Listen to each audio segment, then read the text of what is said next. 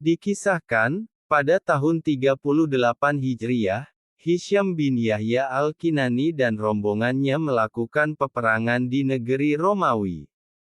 Pemimpin mereka saat itu bernama Maslamah bin Abdul Malik. Mereka berteman dengan penduduk Basrah. Selama di sana, mereka saling bergiliran melayani pasukan, berjaga, mencari bekal, dan mempersiapkan makanan dalam satu tempat. Di antara rombongan mereka ada Said bin Al-Harits. Selama di medan jihad, Said bin Al-Harits berpuasa pada siang hari dan mengerjakan sholat pada malam harinya. Hisyam bin Yahya al-Kinani mengaku setiap siang maupun malam melihat Said bin Al-Harits bersungguh-sungguh dalam beribadah.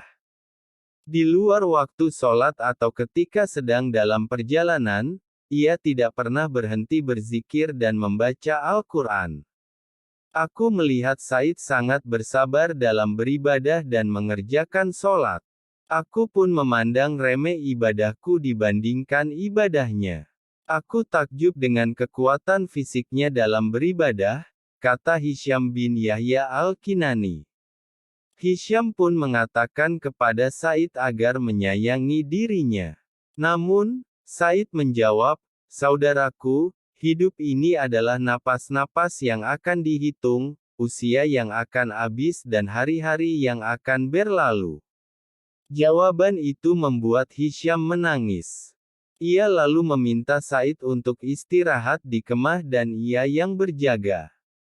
Saat tidur tersebut, Said berbicara dan tertawa dengan mata tetap terlelap. Ia mengatakan, "Aku tidak ingin kembali." Kemudian, ia mengulurkan tangan kanannya seolah-olah mengambil sesuatu. Kemudian, ia menarik kembali tangannya dengan pelan sambil tertawa. Ia lalu berkata, "Malam ini saja." Setelah itu ia terbangun dengan tubuh gemetar. Hisyam lalu mendekap dan menenangkannya. Setelah tenang, ia mengucap tahlil, takbir, dan tahmid. Lalu, Hisyam memintanya menceritakan apa yang tengah dialaminya. Said menceritakan didatangi oleh dua orang laki-laki dengan wajah rupawan. Mereka berkata, "Bangunlah agar kami bisa memperlihatkan nikmat yang Allah sediakan untukmu."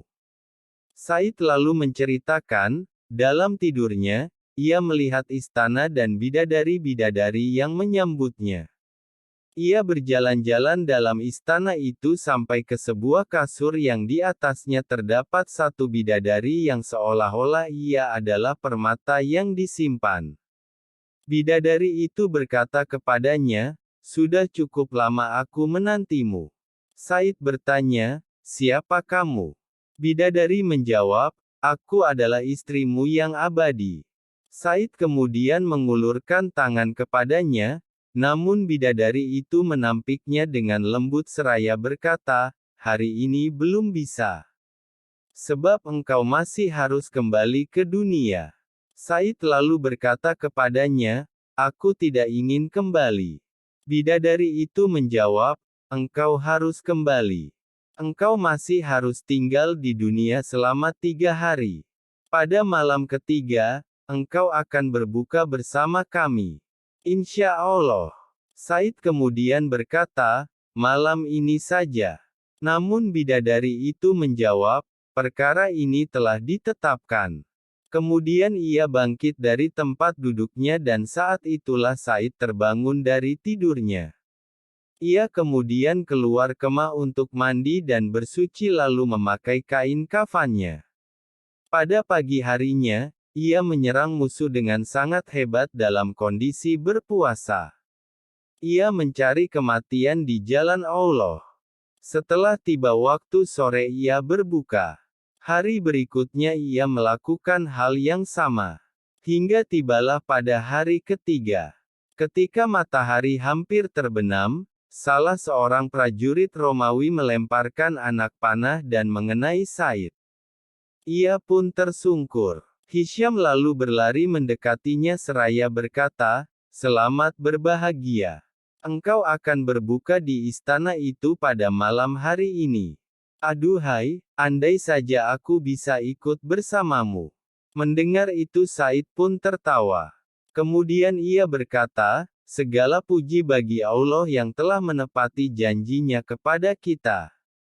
Setelah itu, pecinta sholat tahajud yang gemar berpuasa ini meninggal dunia.